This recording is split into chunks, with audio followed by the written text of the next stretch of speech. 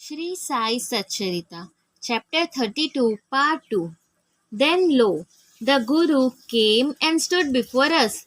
What was the dispute about? He asked, and I told him everything that had happened. Then he said, would you like to come with me? I will show you what you want, but he alone who believes in what I say will be successful.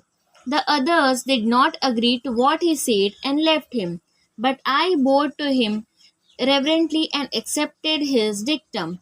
Then he took me to a well, tied my feet with a rope, and hung me, head downwards and feet up, from a tree near the well.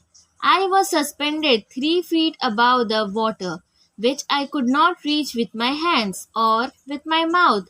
After suspending me in this manner, he went away. No one knew where. After 10 or 12 ghatakas, 4 or 5 hours. He returned and after taking me out quickly, asked me how I fared. In bliss supreme I was.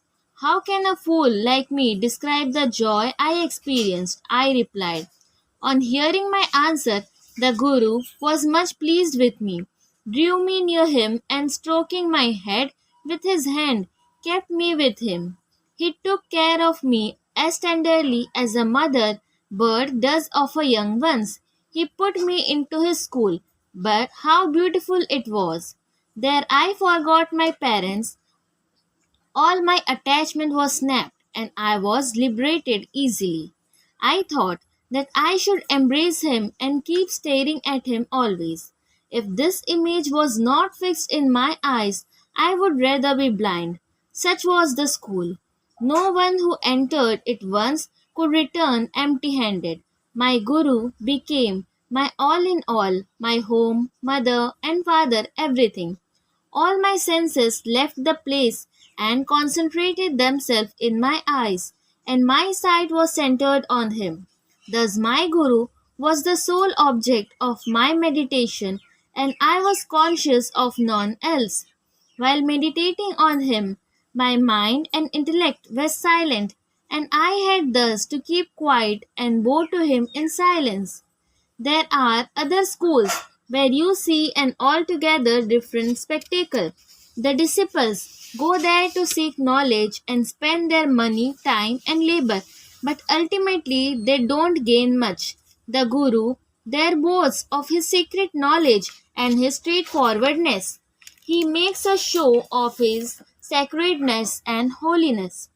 He speaks a lot and sings his glory from his own words.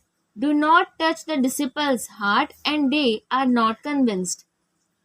So far as self realization is concerned, he has not reached that. How can such schools be of any use to the disciples, and how can they be benefited? The master, Guru, mentioned above was of different type. By his grace, realization flashed upon me of itself. Without effort or study, I had nothing to seek. Everything became to me as clear as broad daylight.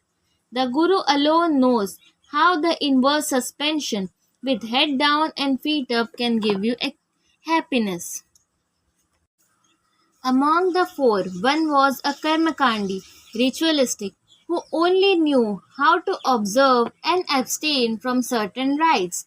The second was Dhyani, who was puffed up with pride of knowledge, and the third was a Bhakta, who surrendered himself completely to the God, believing that he was the sole door.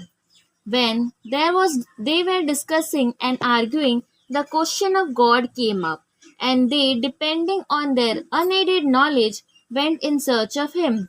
Sai, who was discrimination and dispassion incarnate, was one of the four. On being himself Brahma incarnate, some may ask why did he mix with them and act foolishly? He did this for setting an example to follow.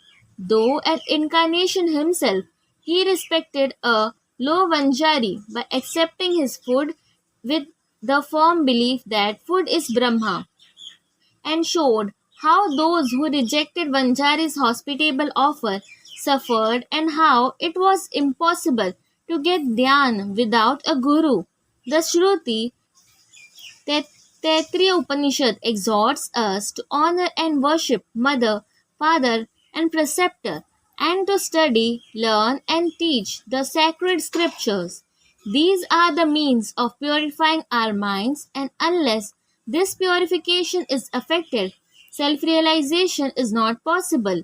Neither the senses nor the mind and intellect reach the self.